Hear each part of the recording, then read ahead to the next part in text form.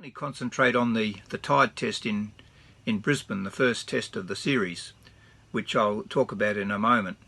There were some fantastic players in this series, and I really enjoyed watching a lot of it on television when we got home from school, and because it used to be telecast on the ABC in those days. I think in those days they only had one camera, so you'd get the camera from behind the stumps on one over, and the next over you'd be behind the bowler.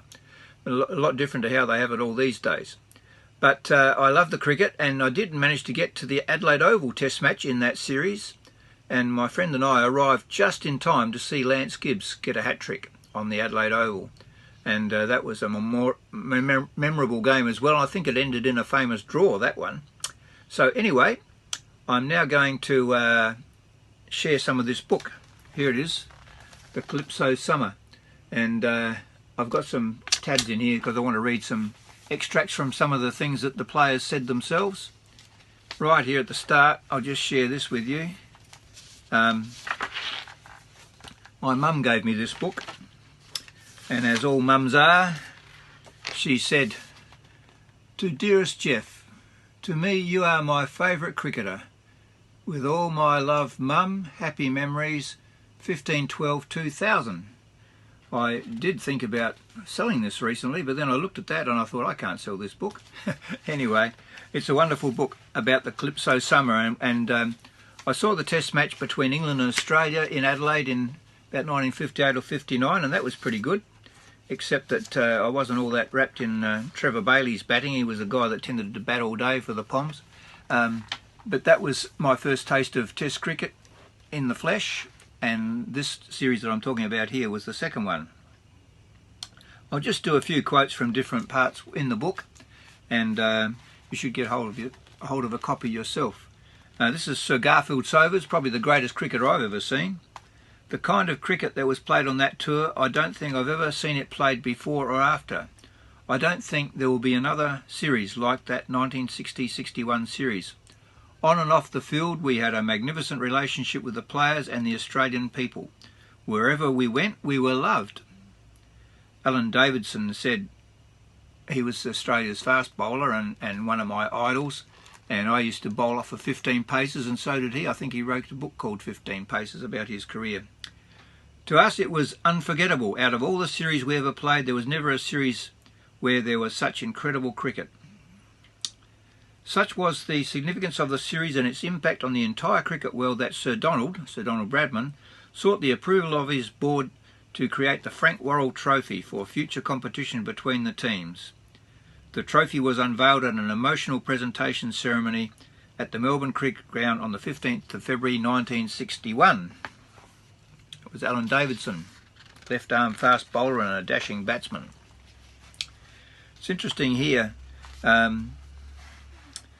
Ian Meckiff, famous Ian Meckiff, who got called for throwing. He played in this series and was very significant, but he got called for throwing, and he wrote a book called, I think it was called Thrown Out, which I did have. I don't think I've got it now, but that was a wonderful book, and it featured a lot of what was in this series.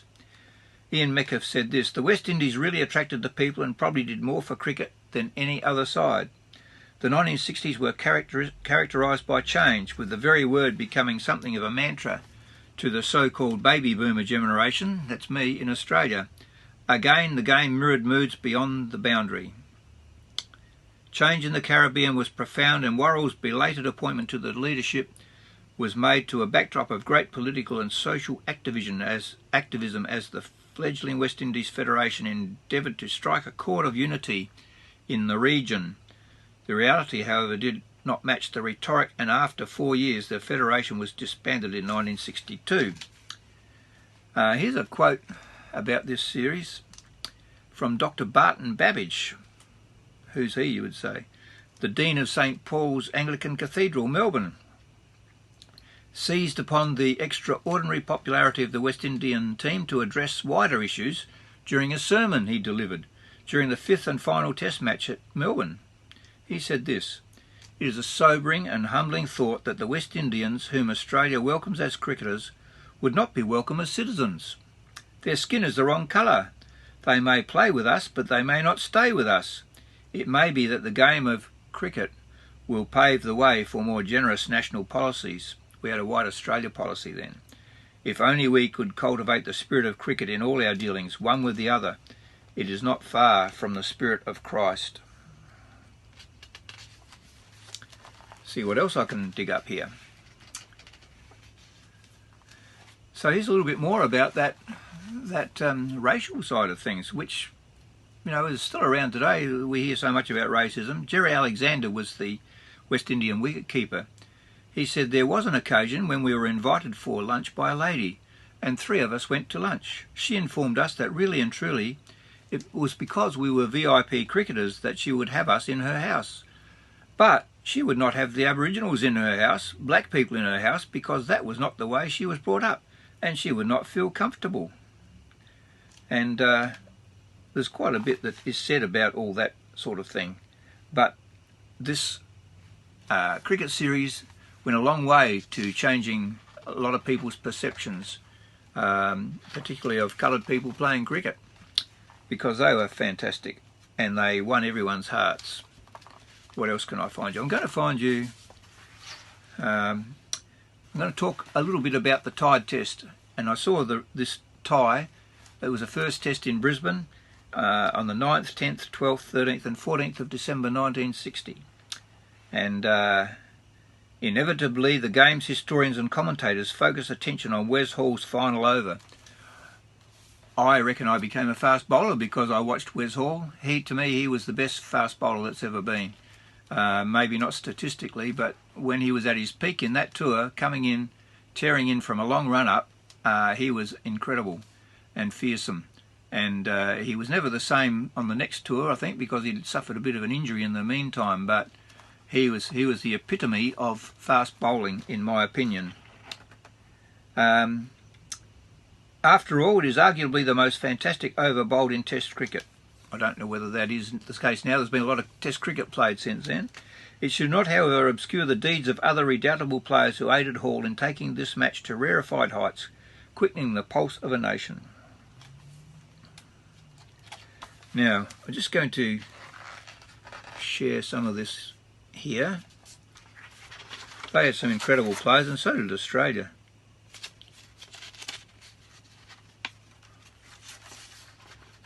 Bear with me. So we're going to talk about the last over. These are quotes from, this is telling you what the last over is, how it unfolded in that Tide Test match, and the thoughts of the players afterwards. First delivery, the ball struck Grout an agonising blow in the solar plexus and then fell at his feet. The ball had barely hit the ground when Benno called for a daring sundry, which Grout completed in considerable discomfort. Second delivery.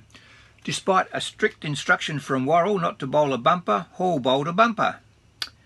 Benno's eyes lit up as he saw the possibility of scoring 4 of the 5 runs that were required off of this last over to win the game. His attempt to hook, however, failed, and Alexander caught him at the wicket off his glove for a sterling 52. "All yours, Wal," he's talking to Wally Grout, said Benno as he headed for the pavilion. "Thanks very much," came the muttered reply. Wally Grout was our Dow wicket-keeper. Third delivery. Meketh, who was batting in that last over with Wally Grout, played uneventfully to mid-off. Fourth delivery. Meketh endeavoured to heave to leg but failed to make contact. As Alexander gathered down the leg side, Grout called for the boldest of byes. Alexander underarmed the ball to Hall, and Meketh's run-out seemed inevitable. But rather than race Meketh to the wicket or break the wicket with an underarm throw, Hall, despite being off balance, hurled the ball. He missed the wicket by some distance, and Valentine reacted quickly at mid-off to save overthrows, quite possibly 4 of them. The fifth delivery. The tension is building. Grout sensed he was to receive a bouncer and moved into position to hook. But the ball was of good length, and he managed only to shovel it high to square leg. Canhigh, fielding behind square, ran forward to take a straightforward catch, when Hall, who had abruptly changed direction, suddenly ran across him and dropped the catch. Furthermore, the ball ran some yards away from Hall, and he had to quickly retrieve it. Wow. Tension. Sixth delivery. Meketh swung lustily and the ball headed for the mid-wicket boundary. Had early morning rain not disrupted the curator's preparation and cost him the time to cut the grass and clover flowers, the ball may well have reached the fence. Instead, Hunt, that's Conrad Hunt, fielded surely and turned and threw in one action. His throw on the bounce was flat, fast and accurate. When Alexander lunged to remove the bails, Grout was a foot short of his ground. Benno wrote later that of all the minor miracles that took place on this day, I give pride of place to this one.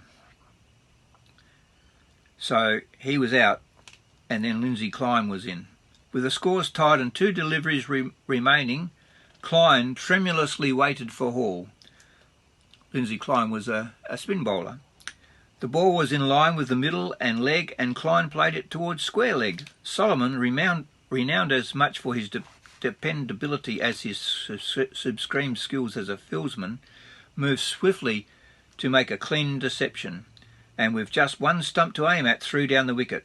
Umpire Colin Hoy's raised finger triggered scenes of high emotion on the players' veranda and among the crowd of 4,100 that were there.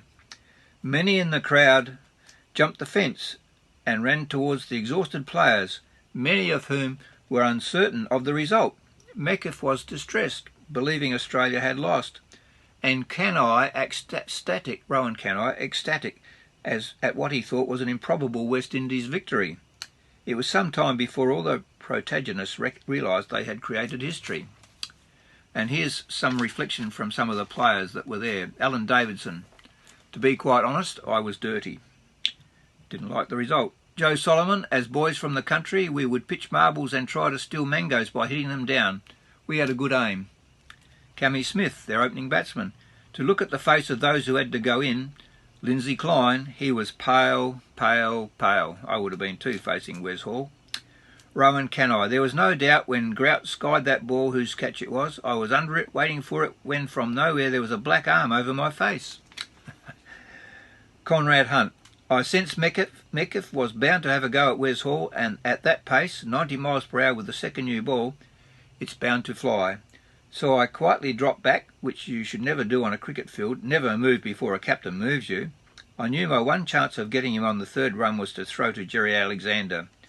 I was conscious he was running one, running two, and turning for the third. I knew he had 22 yards and I had 90, and therefore I could only beat him by the quickest, fastest and lowest throw I'd ever thrown. When I got the ball just before it got to the boundary, I turned and baseball style, I threw the ball to bounce on the square to give it extra pace to Alexander. Wes Hall: my captain said Winfield, must have been his real name, Winfield, or maybe his nickname, Winfield, don't bowl a bouncer. I said, OK, sir, I won't bowl a bouncer. But in those days my bowling a bouncer was conditional not on whether the captain told me to bowl one or not, but on how I felt in my run-up. If I felt good, that is what you would get. Jerry Alexander: it was not quite as easy as it looked. It had to move to my right in front of the stumps. If I'd waited behind the stumps, I don't think we would have got that run out. I remember feeling afterwards, thank God I hadn't missed the stumps, because I was quite agitated, keeping my eye on the ball, holding it and then swivelling to reach the back stumps. Ian Meckiff: really all I said to Lindsay Klein, was, if you hit it, we run. Wes Hall: my captain, Frank Worrell, said there is only one thing I have to tell you. The scores are even right now, and you have this ball and another ball. Please remember, do not bowl a no ball, because if you do, we will never be able to land in Barbados again. I planted my foot a good 18 inches behind the crease. Rowan Canai: that last over was so tense that if you weren't strong in size, I don't think you would have survived. Wes Hall: pandemonium broke out. It was quite a wild scene. Everybody was excited except Worrell. He was there as passive as ever, and his knees buckled. I believe it was all that energy in marshalling his forces. He realised he had not lost the game, and he just sank, not to the ground, but his knees did buckle as if he'd received a right hook from Tyson, the boxer. Rowan Canai: I thought at the time we had won. Alf Valentine: when the game concluded, I'd said we'd lost by a run. Wes Hall: we were not sure. We thought we'd won, if anything, because certainly it wasn't a draw. I remember Meckiff saying, fancy losing like that. Peter Lashley: the only conclusion I came to was that we weren't beaten. Ian Meckiff: I had a figure in mind of 233 to win. 233 to win, and we hadn't made 233, and I just thought, well, that's the end of it. Lance Gibbs, the spinner. I didn't know. Colin McDonald, our opening batsman. I thought a tie. That's great. That'll do. Richie Beno. We knew in the dressing rooms what it was. No one was in the slightest doubt in our side. Wes Hall. It was not in our cricketing upbringing to have a tie. And Lindsay Klein. I was running for a win, but Ian was running for a tie. I believe the scores were tied, but I didn't discuss it with Ian because I thought he knew. But as it turned out, he didn't know.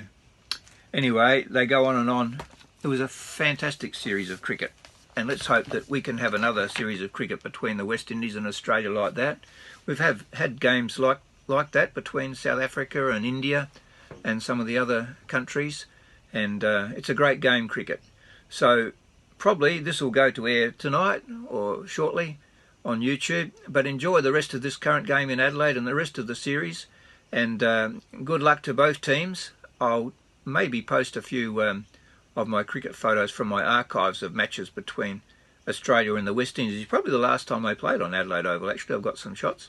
So thanks for watching, and maybe have a look at these slides if I can find them and put them on afterwards. I'll see you later.